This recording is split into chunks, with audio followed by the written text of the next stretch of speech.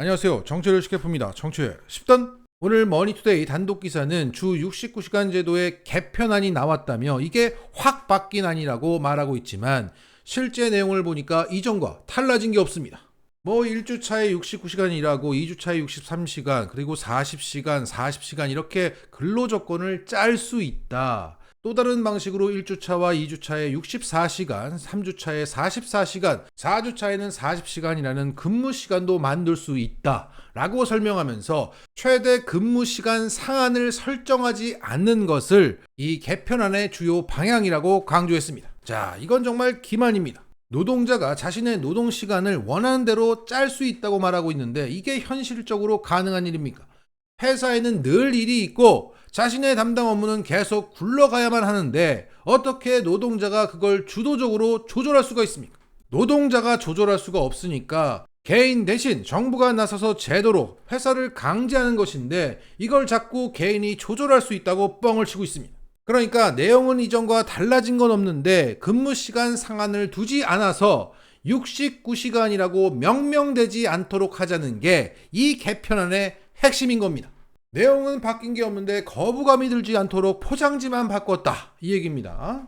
처음에 이 기사가 나올 때는 주 69시간 개편안 유지라는 제목이었는데 이게 근로시간 개편안 이렇게 바뀌었습니다. 이것만 봐도 정부가 69시간을 강조하지 마, 그냥 유지가 아니야, 우리는 막 확 바뀌었어, 이렇게 홍보하고 싶다는 것을 알 수 있습니다. 자, 69시간제가 논란이 되자 윤석열은 주 60시간 이상 근로는 무리라고 언급하면서 MZ세대와의 소통을 강조하면서 개편하라고 했습니다. 그런데 그 소통 과정은 어땠습니까? 청년들과의 간담회는 비공개로 진행을 했고 노동부 장관이 회의에 늦어져서 간담회 시작 40분 전에야 광화문으로 와달라고 요구하는 불성실한 태도를 보였습니다.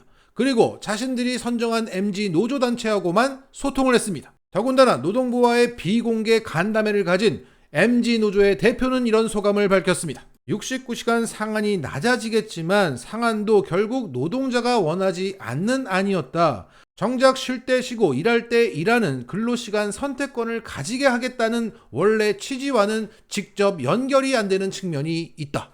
자, 이 MZ 노조 대표라는 사람도 친정부 성향인데 그 사람조차도 노동자가 노동시간을 조절할 수 있는 안이 아니라고 말했던 겁니다. 이렇게 보여주기식 퍼포먼스만 하고 나온 게 바로 이번에 이 개편안인 거죠. 이것도 머니투데이에게만 줘서 개편안을 줘서 정부가 지금 간을 보고 있는 겁니다. 여론의 반응이 안 좋으면 또 아니라고 모른 채 할 거예요. 이렇게 내용은 바뀐 게 없는데 거부감이 들지 않도록 포장지만 살짝 바꾼 개편안의 기사를 보고 한 시민은 이런 댓글을 달아서 가장 많은 공감을 받았습니다. 총선이 기대되네요. 정말 기대가 됩니다. 최근 국힘 조수진의 밥 한 공기 다 비우자라는 발언은 정부 여당이 양곡관리법을 대책도 없이 거부만 하고 있다는 것을 크게 환기시켰습니다. 그런데 오늘 박대출 국힘 정책위 의장은 연합뉴스TV에 나와서 조수진의 발언에 준하는 망언을 뱉었습니다. 직접 들어보시겠습니다. 그래서 저희들이 경계해야 될 것은 포퓰리즘이고요. 포퓰리즘은 저는 이렇게 얘기를 합니다. 꿀물 한 그릇 정도는 약이 될 수 있겠지만, 네. 몸에 보약이 될 수 있겠지만 하루에 꿀물을 20그릇, 30그릇을 먹을 수 있는 거 아니지 않습니까? 그 꿀물을 하루에 한 30그릇 이렇게 먹게 되면은 그것은 오히려 독이 되지 않겠습니까? 바로 우리가 이 정책도 포퓰리즘도 국민들에게 어느 정도로 과연 도움이 될 수 있는 그 적정선을 찾는 일, 이것이 중요하다고 생각을 합니다. 그 연장선상에서 몇 가지 법안과 관련된 얘기를 좀 해보겠습니다. 네. 양곡법이 논란이 됐죠. 오늘 결과적으로 이제 재표결에서 부결이 되긴 했습니다만 많은 사람들이 이제 농민들에게 제대로 된 지원이 더 필요한 거 아니냐라는 부분에 대해서 이번 정부 대책의 양곡법에 대해서 거부권 행사한 거에 대해서 또 지적하는 입장도 나옵니다. 여기에 대한 이야기를 좀 더 듣고 싶습니다. 이것도 제가 말씀드린 과다하게 농민들에게 꿀을 들이면은 결국은 그게 농민들에게 도움이 되지 않는 것이죠. 그 논리를. 자, 박대출은 이렇게 말했죠. 양곡관리법은 농민에게 꿀이다. 그런데 꿀을 과다하게 주면 오히려 독이 된다. 자, 지들은 꿀을 과다하게 빨아도 되고 농민들은 그러면 독이 된다, 버릇 나빠진다 이 얘기죠. 농민한테는 죽지 않을 만큼만 줘야 놀지도 않고 일도 열심히 하지. 많이 주면 일 안 해. 버릇 나빠져. 스스로한테 독이 되는 거야. 자, 이렇게 농민과 서민들을 개무시하는 소리를 간만에 들었습니다. 자, 깔딱깔딱 숨이 넘어갈 정도로 죽지 않을 만큼의 최저임금을 줘야 세상이 잘 돌아가. 이런 전근대적인 사고방식이 국힘의 모든 정책에 녹아들어 있는 겁니다. 저기서 무슨 제대로 된 민생 정책이 나오겠습니까?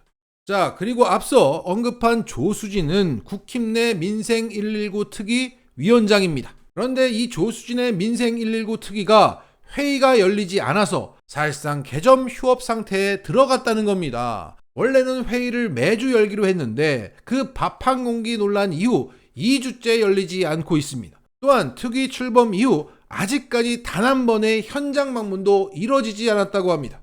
분명 조수진은 시급한 민생 현장으로 언제든 달려가겠다고 약속을 했는데 달려간 적이 없답니다. 자, 여기에 익명을 요구한 민생 119 특위 위원은 이렇게 말했습니다. 이 기구가 예산, 정책 권한 없이 단순히 아이디어나 구호를 제시하는 방식으로 운영되면 군인들에게 총이나 총알도 없이 싸워보라는 것과 마찬가지다.